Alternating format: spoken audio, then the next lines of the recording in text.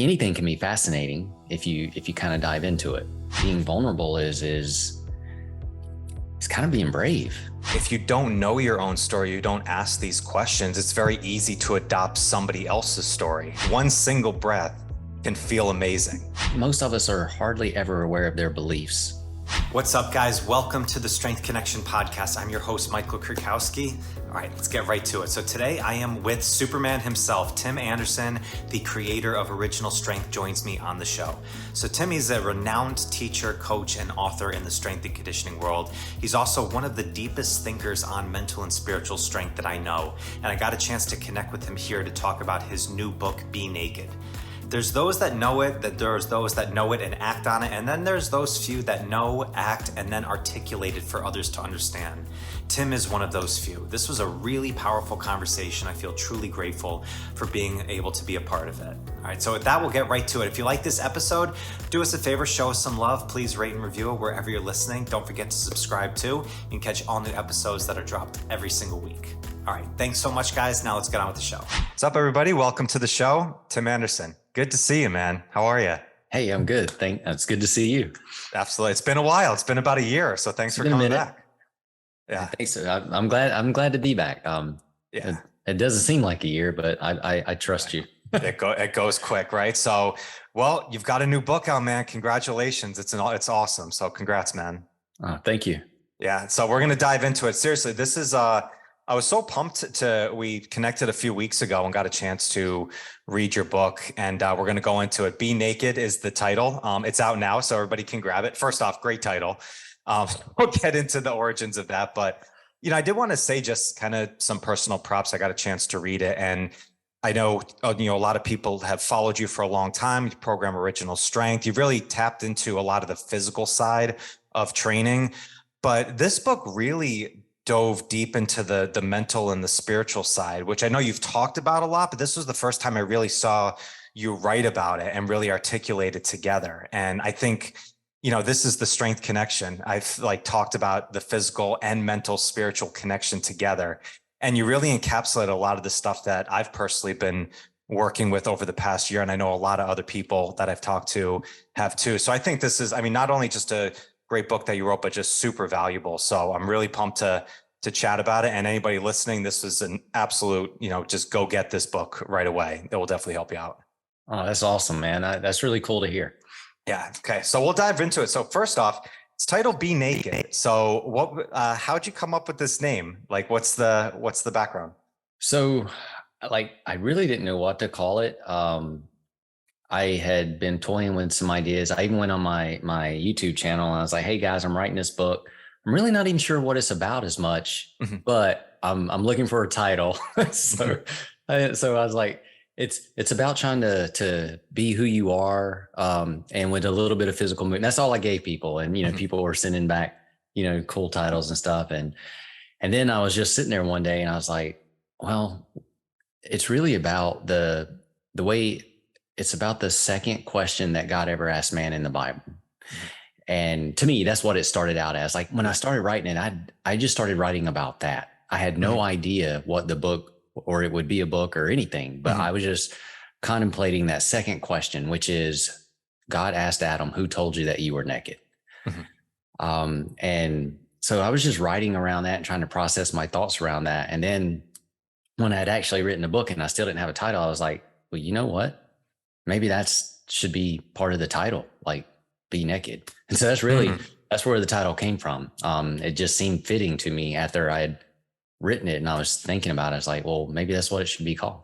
Yeah, it is. It was an interesting part of that book when talking about, that question, and it kind of encapsulates everything about kind of, we put our own thoughts that we're lacking on ourselves, but actually we've already built whole and healthy. And we talked about that, last time when I had you on about Original Strength, is we already have all the strength inside of us. We just need to unlock it from there. Right. And a lot of times I think we seem like we get into this chase of thinking we have to create, or we're chasing something that's already not within us, when in reality, everything's already inside of us, not just on the physical side, but on the whole side, the mental and the spiritual. No, yeah, we're sitting on an untapped reservoir of everything we need for the most part. Okay. Yeah. So what's your process like of starting this book? I mean, you've written numerous books before. Was this like, do you go out and be like, I'm going to write a book, or were these just kind of thoughts in your head that you started contemplating and putting down, and then it started to formulate? So this was lit for this book was, I guess, really for all books that I've written so far, but this one was, I was literally wrestling with that question. Like, and I don't know. I can't tell you why. I wish I could tell you that I planned to write a book. I didn't plan to write a book, but that question just kept coming around. And that's usually how I know I need to start writing stuff to understand, because I can't get rid of the idea. So that question just kept popping into my head. And I, like, you know, if I were just sitting around or driving, or if I was alone, I would often just marinate on it. And it just got to a point where the marination became, well, let's write about it and process it so I can understand it. And that's really how it started. That's how do you marinate on that? Do you write things out, or is it more just kind of thought exercises that you do, and then eventually kind of you get to the page? Like, so a lot of it is up here, the marination part. Like, and so one thing I did is I was like, cause you know, I'm trying to understand why it's even in my head. Right. So I opened up the Genesis and I just started reading it again. You know, cause see, that was the other thing. Like, it was just in my head. Like, I can't tell you that I was reading it one day and I wondered, why did he ask that question? But I was familiar with the story, I guess. And it just started kind of lingering. Yeah. It just started coming up in my head. Like, you know, I'm 48. Like, I grew up in a church. So I've heard that story for over 40 years. Right. So, and it just popped in my head one day. And, so then I started reading, and then I started marinating on it. And I was like, well, wait a minute. God's asking Adam who told him that. And then I was like, but God didn't tell him that. He's asking Adam who told him. Yeah. And it just became this neat little thing in my head that I was like, oh, this is interesting. This is neat. And then, you know, so then and then all of a sudden it started writing about it. Yeah. Yeah. It's so crazy. I mean, it's usually right. Like, the answers to the big things that we're trying to search for, like they can kind of linger for a bit. Then all of a sudden just a doorway opens up, and then just all this stuff just starts, you know, coming out from there. Cause it is, I mean, it's one of the most known stories in the world, you know, of that question right there. And it's kind of, there's such a lateral, you know, position on the physical side of training of the foundational things that we already do. It's like, you don't need to invent all these new things. These things are there. You just need to probably go deeper into asking that question and answering that question. And you're going to find what you're looking for. No, and that is the thing, like, is just going deeper, in ourselves and in our thought process, or in things that we think we know, or whatever. It's like, if you really, like, anything can be fascinating if you kind of dive into it. Yeah. Yeah. So one of the beginning parts that I I love that how you started this, which I think is such a great way to do anything, is really kind of start with the why, you know, kind of get into the big reason before we start getting into, like, this is what you should do. Like, you should understand it a little bit more. And you brought up a point early on about the word vulnerable. And I'm going to read this here for you, because I think you said, I think, you know, our true strength lies in being vulnerable. It's powerful, the kind of power that can change the world. That word vulnerable personally has always been something that I've been pondering in my head about, what does it actually mean? You know, I think a lot of times it can be misconstrued as you're just open and you're spitting out like all these different things that are on your mind, or you're just emoting out from there. But I think it's deeper than that. Just in your own perspective, what does that term vulnerable mean to you? It's kind of deep in itself, but part of it is letting yourself be who you really are without trying to hide behind a fig leaf, or put it on a persona that you think other people expect, or that you know, to fit the situation, or even, like, I think a lot of us are afraid of who we are for some reason. So we feel like we're not good enough, or we're not strong enough, or not smart enough. So we try to play the part or beef ourselves up to be that way, instead of trusting who we are or what's in us. So I think, to me, being vulnerable is kind of being brave. It's kind of being, you know, to let your defenses down a little bit, or your your whatever t-shirt of the day is you're trying to wear, or the hat you're trying to wear, or the disguise, the facade, whatever it is, that you're just trying to strip all that away and like be who you actually are. That's interesting.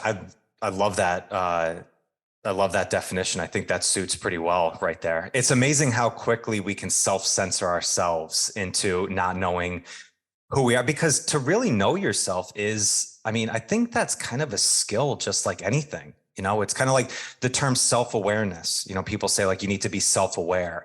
I've dabbled in that and kind of pondered that a while. It's like, that's not something everybody knows. Like that's something you need to wrestle with. You need to go into. And I think you even mentioned early, like, hey, like whatever I say in here, it might offend people who are religious. It might offend people who are not religious. I'm just saying my experiences and coming out. I'm going to be true to myself. And it's amazing, I think, how quickly we can self-censor ourselves for wanting to fit in, or maybe not feeling like, is this who I am?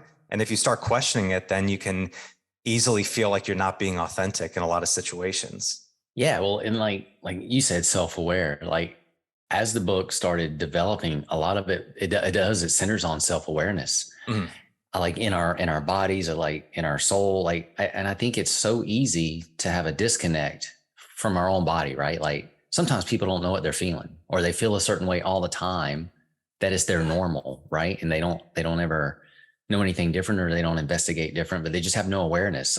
You see this with movement all the time. People think they're moving one way, but they may be moving another. Exactly. Yeah. And it can be the same way with how you think. A lot of people are just not aware of the thought processes that are running through their head, or their beliefs. Most of us are hardly ever aware of their beliefs or what they're holding on to. And I think that was, like, for me, one of the things that God was trying to do for Adam was jar his head out of his thought process, to interrupt him with a question that made him think first, that made him dive deeper a little bit. Like, you're hiding because you're afraid and you're naked, but who told you, who told you that you were naked? Yeah. Like that was a story that Adam had put on himself. Right. Yeah. It's a lesson in self-perception, right? Yeah. Yeah. So he wasn't even aware of the story. And that's the thing. We all, like, I think one of the things in the book is, like, there's 8 billion stories right now in the world, because everybody's telling they have their own perspective, but that perspective comes from their story. And whatever story we're making up in our mind, or that we're telling ourselves, that's how we're living from, and that's how we're perceiving reality from. But a lot of times it's a story that we're really not aware of. Right. Yeah. And if you don't know your own story, you don't ask these questions, it's very easy to adopt somebody else's story. And then we run the program. We collect whatever the information is, or whoever tells us whatever, the authorities that tell us whatever fact or opinion or what, we collect it. And before we know it, we're running it. Yes. Yeah, it is. It's interesting. I always try and, I've been a coach for 15 years now. I've been practicing, strength for a long time. So I've, have some skills in that, and always try and, like, put my head into the mind of somebody who maybe is just getting started out. And, like, I got so deep down the intuitive training track about a year ago, and I think it's super beneficial, and you get to a level of doing that, but it's like saying what's best for you, or trusting your body. It's like, if somebody's never done that before, like, you can't ask that question. Like, they have no idea. Like, sometimes you need to, follow the story, but then with the intention of, all right, you're going to find your own path from here. So it's like, sometimes you do almost need to adopt another story in some way in order to find your own. No, as a coach, I get in trouble for that all the time. Like, my partner, Danny's always like, you can do that, but they need a script. All right. Yeah, it is. I mean, it's challenging. I mean, that's why having different stories and adopting them is great, but you need to curate it into I think it was the Bruce Lee quote of, like, take what it is, take what you need at the moment, kind of leave the rest, and then go back to it. You're probably going to learn new things over and over again. So I think those stories you're talking about, they are very valuable in that they give us a framework. But many people don't examine their framework, or they rely on it. And then it gets to be an extremely rigid framework, in that they don't have any answers beyond the stories that they've been fed, and they've never gone deeper to really search out other things, or they've never even thought about other things. When they're confronted with a deeper issue or something that doesn't fit the paradigm of their story, that's when we get into trouble. It can be a blessing to get in that trouble, or it can be a curse, because if it jars your paradigm so much that you're like, all right, I got to figure this out, I got to know. Well, that's great. Right. But if it goes the other way, where it makes you afraid, or it makes you really push back and put up all your defenses against all reason and logic, well, then it's not as good a framework anymore. Yeah.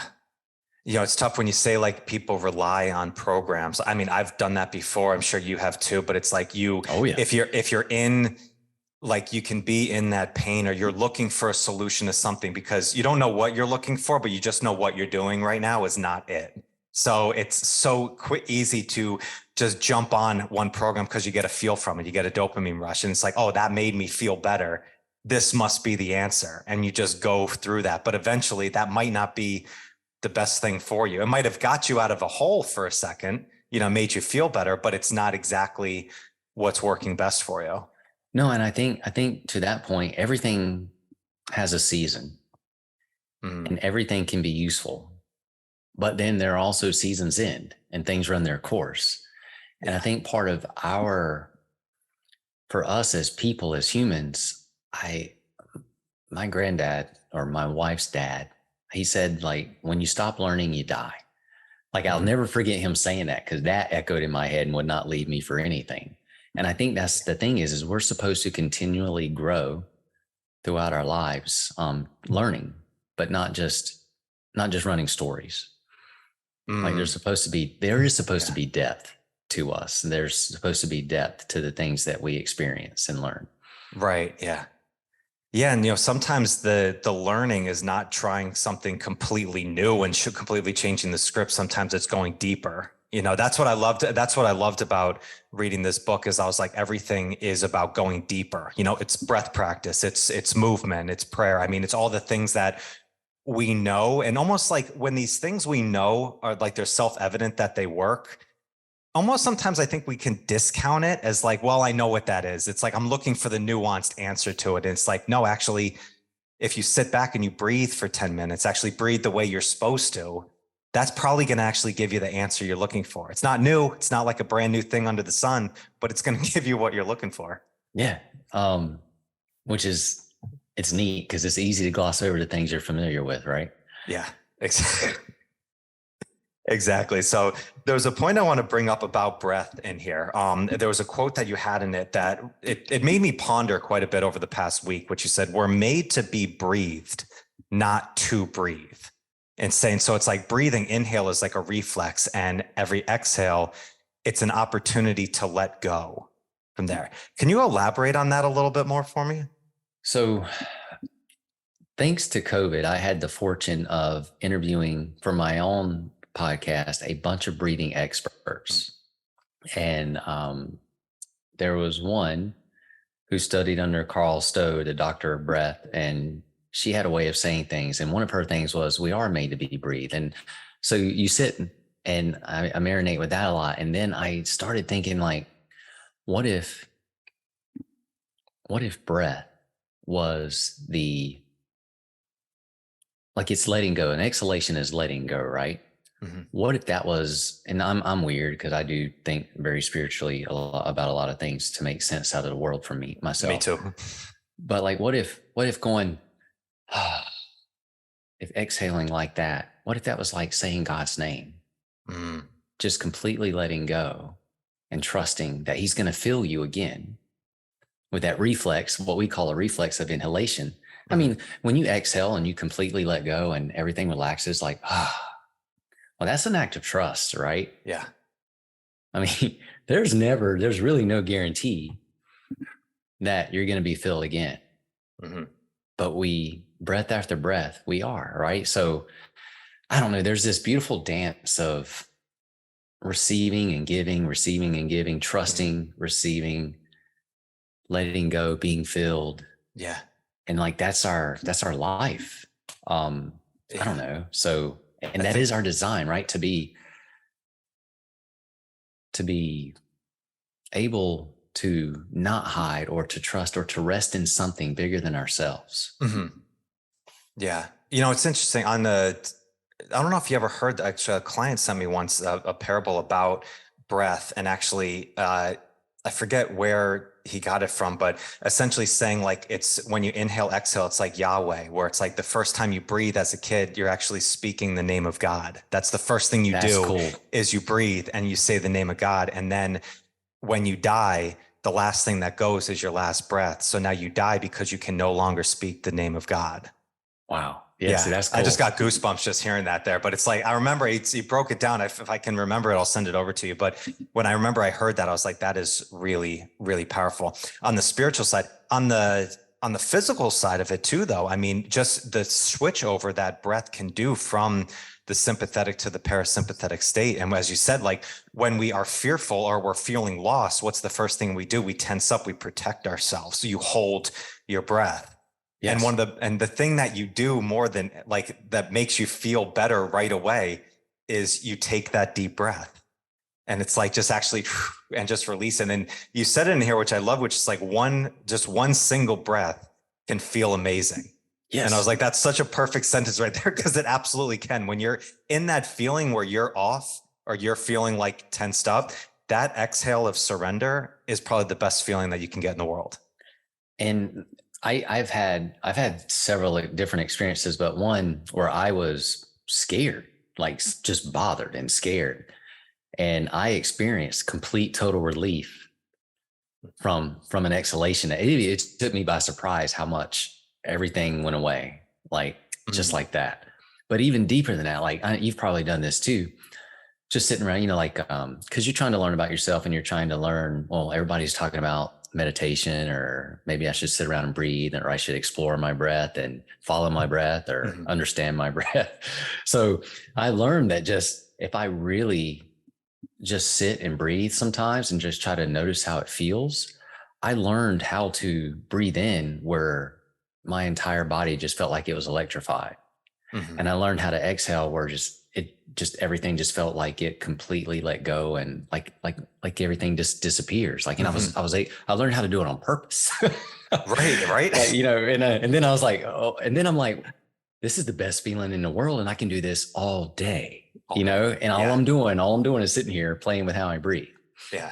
It's crazy. It is. I mean, and there's like deep practices. Like, I mean, there's the Wim Hof style of Tumo, which has got super popular, with his work. But then like holotropic breathing, people have done that and had psychedelic experiences just from breathing practices. And I got a lot from, I talked with Patrick McGowan from Oxygen Advantage, quite a bit. You've probably spoken to him before in work. And when he just talked about the benefits of just slow nasal breathing, like where like so much like if you put your finger under your nose, you can barely feel it, and actually getting back into just this state. I think, I don't know, like, be curious what you think about this, but I think a lot of people who get into breathing practice and almost feel like it's like they're doing something wrong, or they think it's the right way. So often they're just not doing it enough. It's like, sometimes you really need like 15 or 20 minutes sometimes in a practice to just get into that state and just do it. It's not something that you might feel instantly. You might feel like better right away, but to really get into a state of flow or a state of creativity, whatever you're looking for, sometimes it just takes walking down the path a little bit more. And it may take letting go of the tension of, or the dance between right and wrong. Like just being open to let whatever happens. Yeah. Like, so right and wrong, you're still eating off the tree of good and evil, right? So like you're judging, weighing out your success or fail, pass, fail, right? And I think that gets us into a lot of issues, or that prevents us sometimes from truly exploring things like our breath or our movement, or even our thoughts, right? Like, how many times have you ever had a thought and you're like, oh gosh, that's a horrible thought. Where did that come from? Yeah. And then and then you beat yourself up because you're capable of. I'm an evil person. What the heck's going on? Because you're capable of creating such a heinous thought, right? And it's weird that we hardly ever celebrate good thoughts. But anyway. Oh yeah, those go in and out like nothing. Yeah. Those negative ones are like, oh my God, who the frick am I? It's like, who am I, right? Exactly. But so I think if people could just relax enough to be curious enough that they would probably find a lot more fun in their breathing practice, or any practice for that matter. Yeah. I think it's so the notion of, fear and what that does, and then letting go and surrender, which is really, I think, the antidote to fear. I mean, there's there's a lot of different ways, and people talk about it all the time. And you do this, do strength training. Absolutely. Great. Nutrition, obviously that's important and stuff. But the most fundamental thing that you can do, everybody's doing it, regardless of what your fitness level's at or your education or whatever it is. Everybody breathes. Like, I loved how you started the book really with this, as far as the practices. Cause this is the most fundamental thing. It actually got me going back into some breathing practices. You're right on way on there. And, I think just that term letting go, I don't know if you ever read any of Paul Selig's work. He's a really interesting guy in his work as far as spirituality, but he speaks about the term surrender all the time. Like, that just comes up over and over again. It's like surrendering to it, which is the aspect of letting go. Yeah, and I think it's a hard thing, because it seems like we want to hold on to our mentality, our mindset, whatever it is, because if that questions our beliefs, then it's like we're being vulnerable, we're opening up, and that's a hard thing to do. And I think, like, back to the word vulnerable, because vulnerable, the word itself makes a lot of us get tight. We get tense just hearing about it. Yeah. And I think it really is an act of bravery, which is like upside down thinking, to be vulnerable. You know what I mean? Like, all right, well, it's kind of like we were talking about cold showers earlier. Yeah. It's kind of like, all right, well, here we go. I'm going to do this. I'm going to be vulnerable. Like, you got to. Yeah, it is. Well, it's funny. It's funny. What I love about the cold shower in the morning and the cold exposure, I mean, as we said, it's very popular now. I mean, the physical benefits are known. There's good science behind it, but it's that aspect of doing something challenging and no matter what, I do it every day, but every single morning I wake up and I'm like, I do not want to do this. Like, there's always that mind, and there's always that battle in my head of like, I know I don't want to do it, and it's not going to win. I'm going to get in the shower. Like, it's going to happen, but it still comes. And it's almost like, it'd be easier if that didn't come. I could just jump in the shower without it. But at the same time, I'm like, that reminder of, okay, you need to jump this hurdle a bit. Yeah.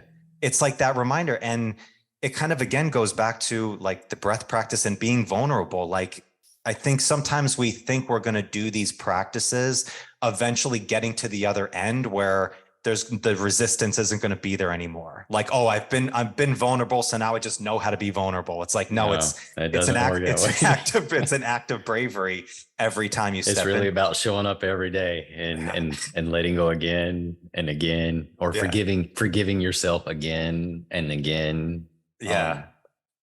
We have it's Groundhog Day every day. 100%. Yeah. But I mean, you get better at it. I think you get to the default to it. I've talked about this in my group before of like, the mentality of things. It's like, does it get easier? It's like, well, no, it doesn't get easier, meaning it doesn't go away where there's days where you don't want to do it, but you build your default system up more to know, okay, I know what this is. And then I'm just going to do it. I'm going to get it over again. It's like you build that routine up, and then you build it up, but again, kind of going back to vulnerable, I think it's like being true to your authentic self, and knowing your authentic self probably is going to change from day to day. Like, you're not fixed in this one mindset. It's okay to explore other ideas, other thoughts. Well, I mean, life is movement, right? Yeah, exactly. And if we're not moving, we're dead. Yeah. So there's a part that I wanted to dive into, because this hit me very personally, because this is something over the last few months I experienced. And you were talking about, your talk with God and asking him to like make you the man that you wanted to be. But in your own head, you said like, I don't even know who that is. Like, I don't know what I'm like looking for. I just know that who I am, I'm not right now. And this was something that was going on over and over again. In your head, it's like, God, please make me the man that I want to be. But what does that even mean? I thought the same thing so much in my head till I think you had an epiphany where you're like, oh, be the man that you want to be over and over. Can you explain that story a little bit more? Well, so obviously I was dissatisfied with myself or my life, or both, because I always felt, you have just something's gnawing at you, like you feel incomplete. You just don't feel like, you feel like something's missing. Yeah. And if it wasn't missing, you wouldn't be feeling that way. Right. And so you're like, well, I whatever it is I'm not doing, or whoever it is I'm not being, I need to have that or be that. Cause you like, that was just always gnawing at me. Right. And like, because we all want to be happy.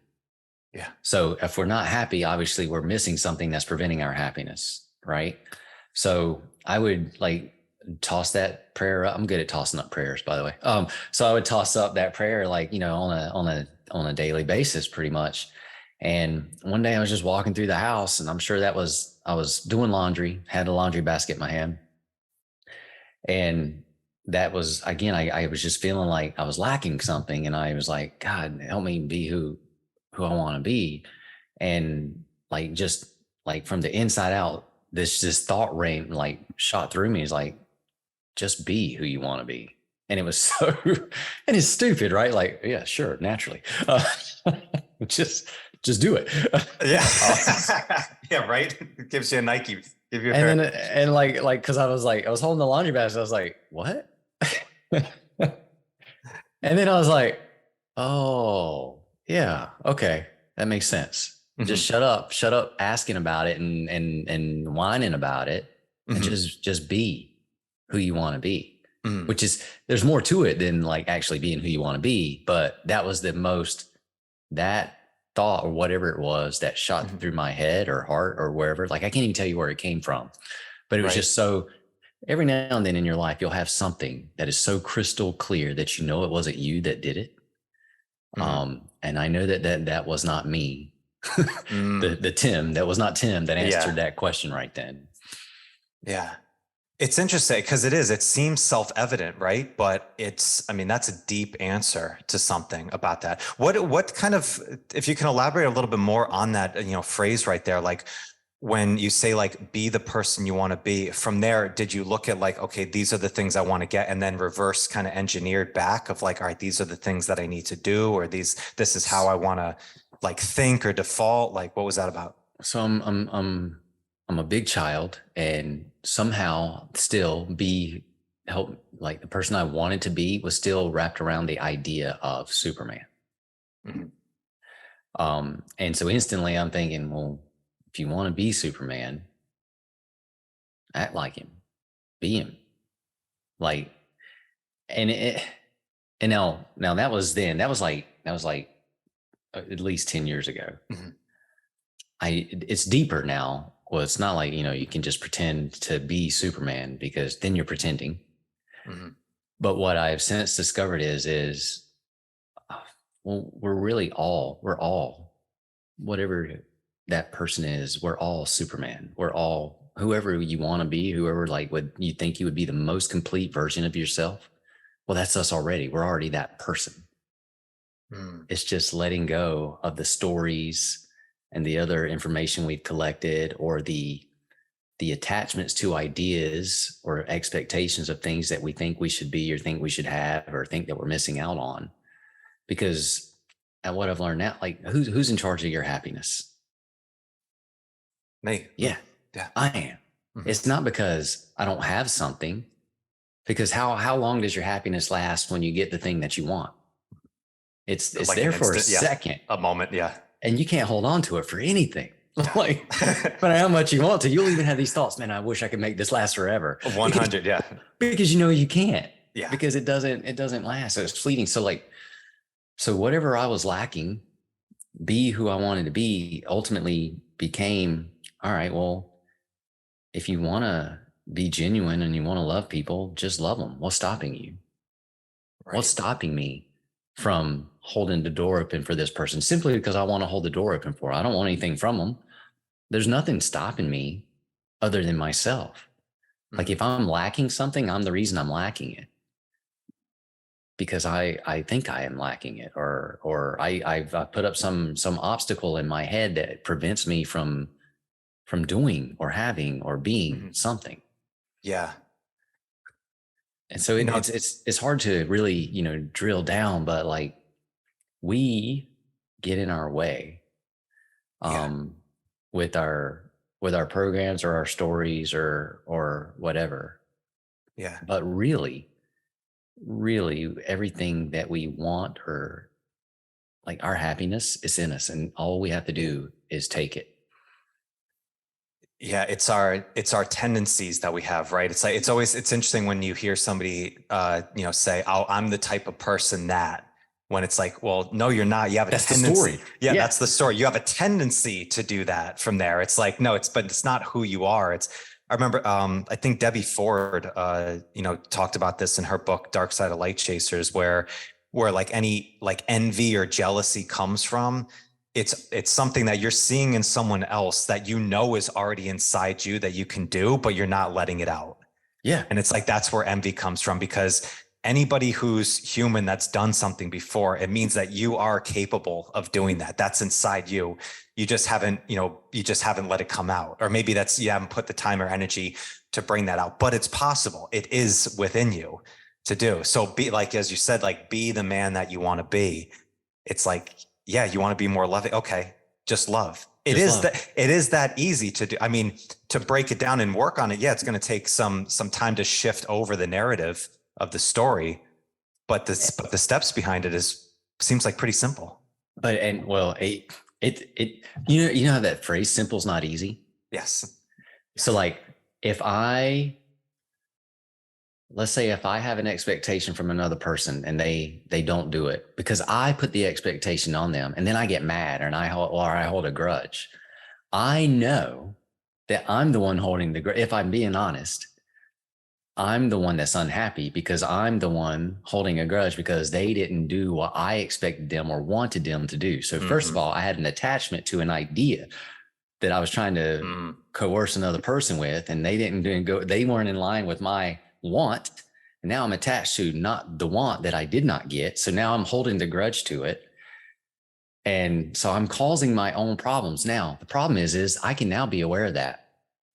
And sometimes it's still hard to let go. Yeah, absolutely.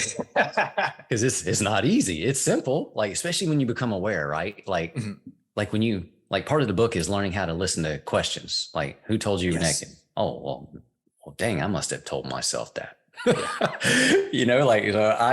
So now, like, well, how do I let go of that? How do I forgive myself for that? Or how do I come out from behind the tree and stick my chest back out again and just let myself be, right? Like, so a lot of times it is literally wrestling with yourself. Like, well, if you really want this, you need to learn how to forgive.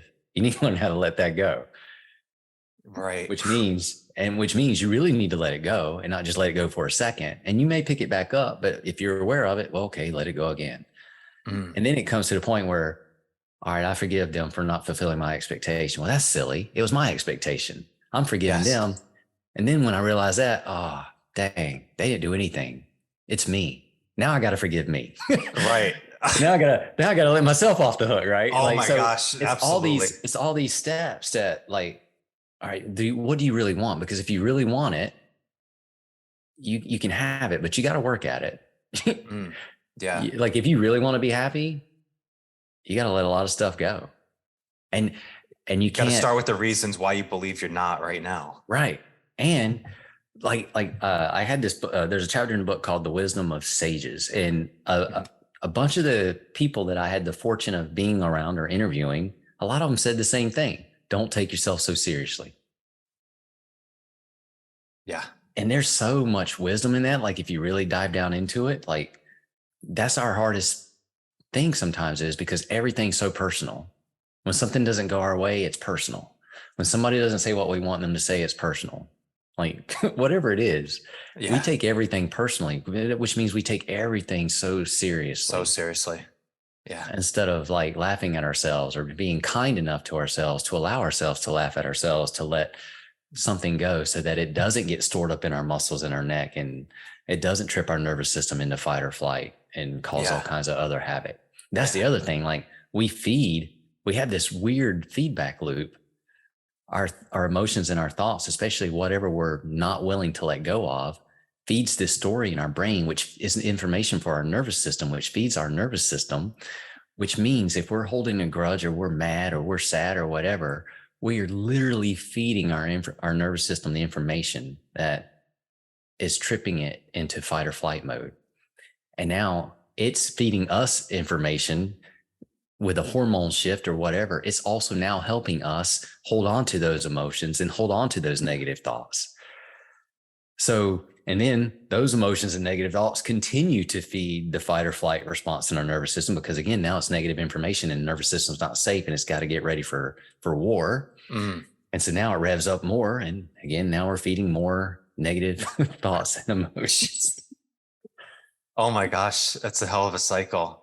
You know, it's interesting. Cycle. Yeah, it's so interesting with that taking seriously. I mean, I've been a victim of that. Well, I'm not a victim. I've done that a million times over, of just taking things because you want things to work out very well. And I remember I had Dr. Nate Zinsser on my podcast. He wrote the book. He's awesome. He's amazing. He wrote the book, The Confident Mind. And one of the things he talked about was just the change in words you use. Like if you're going out, if you're a track star and it's like, I need to run fast. And like you put these words in your head and you're like taking it so serious, I need to progress.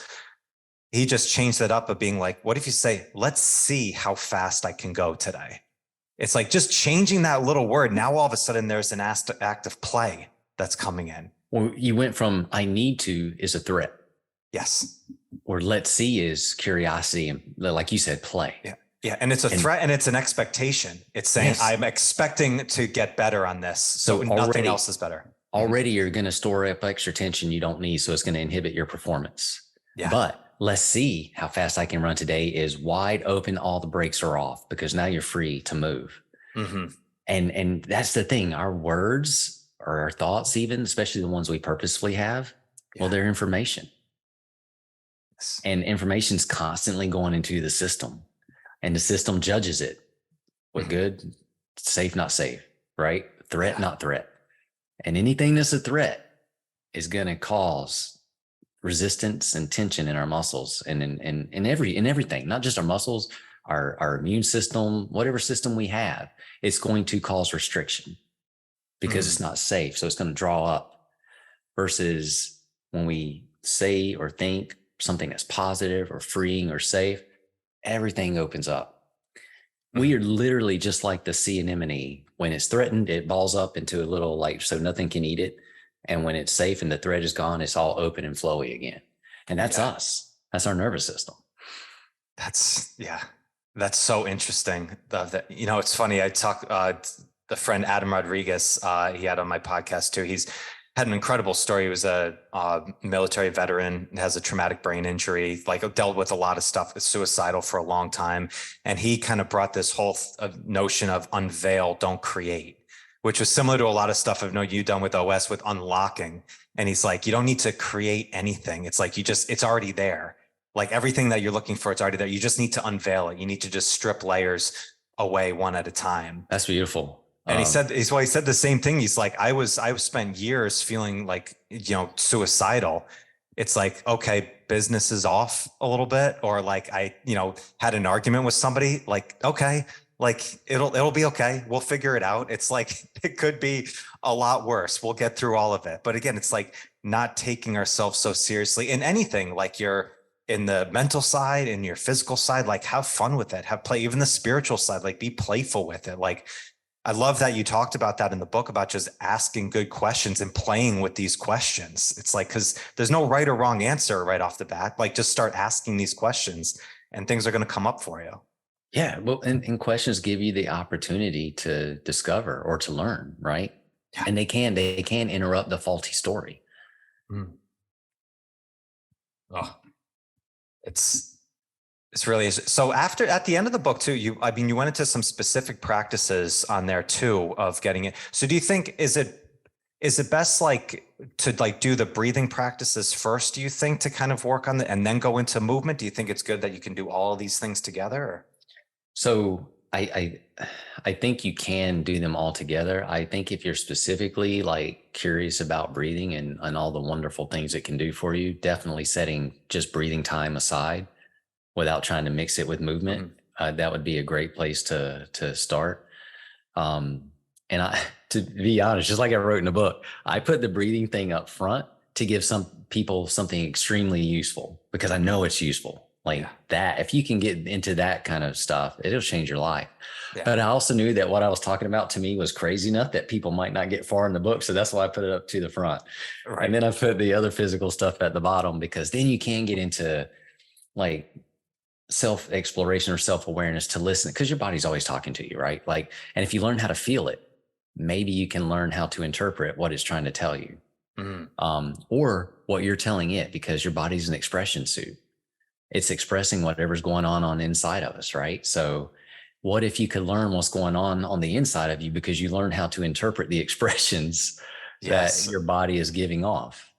Yes. Oh, I love that. Yeah, I think you touched on it a bit towards the end of your book about the physical is really like the gateway to the mental and the spiritual side as well. I think that's such a powerful message, because I mean, even with meditation, like I'm a component of it. I do meditation practices, but I think sometimes we can get into like just relying on the routine of like just sitting there thinking you need to be in a very quiet space and like go into like this Zen based mode, where often I found like the best meditations is when I'm going for a walk, or I'm doing my strength training, and you just get into that zone. You live meditatively from there. It's like you transcend it. So it's not I think the great thing is you don't have to do just one practice. Like it's not just one practice to do. Like try everything, see what resonates with you. But I love like that physical side, even rocking or breathing or the mobility, movements or strength-based movements, and incorporate those in with everything else. That could be a gateway into all these other aspects. Oh, absolutely too. And when you're that movement, I'll call that movement meditation that you're talking about, like walking and then you go into your flow, like, because you're giving yourself now permission to freely meditate. There's nothing on the line. When we sit down and we're purposefully trying to meditate, we do often approach that pass fail, or we're easy to frustrate. Like, I wasted my time. Absolutely. That was 10 wasted minutes. Was it? Or heaven forbid you made it 20 and you were restless the whole time too. But like because we judge it, or we have an expectation for it, right? But you don't have an expectation to meditate when you go walking. And then all of a sudden your brain is free to open up, and movement it like lights the brain up, because it's great information and things are just working better. All systems are working better. So then, man, if your brain does now start hitting on all cylinders, or you can meditate and solve all the, Einstein equations that you never even knew you knew, like you just have access to everything at that point, because you're free.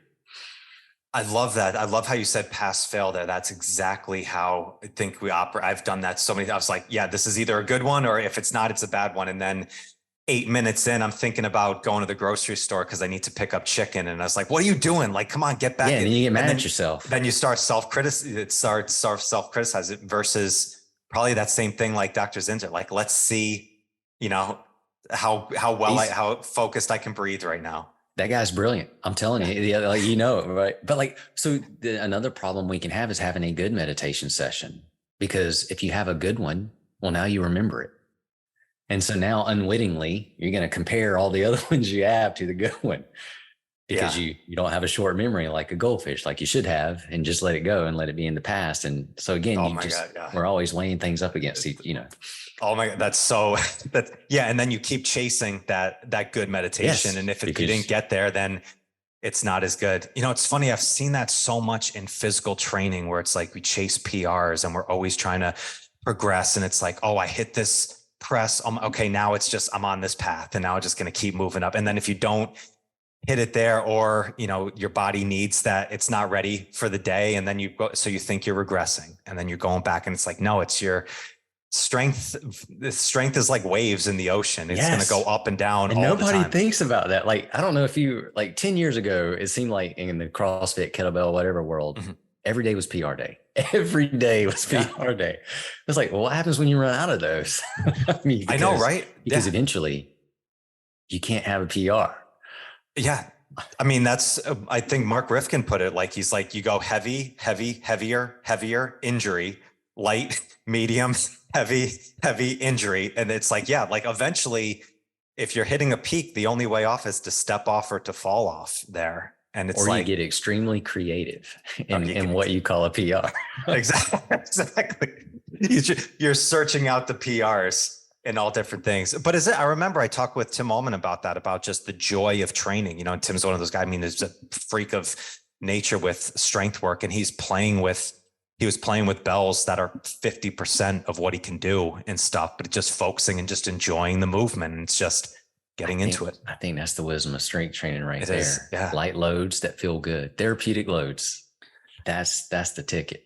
It's I mean, you kind of talked about it, like simple, not easy, right? It's the more I've studied strength training, the more I realize how simple it actually is. It's so easy to get strong and just do it. It takes discipline. I mean, it's not easy because you need to work it, but like letting that ego go and just actually stepping in with light loads powerfully and just moving in, and you kind of adopt that same mentality into everything else that you do with this aspect of play. Like, okay, I'm going to see how this goes today.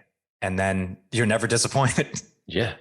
But you nailed it, letting the ego go, right? So that's letting go of the story.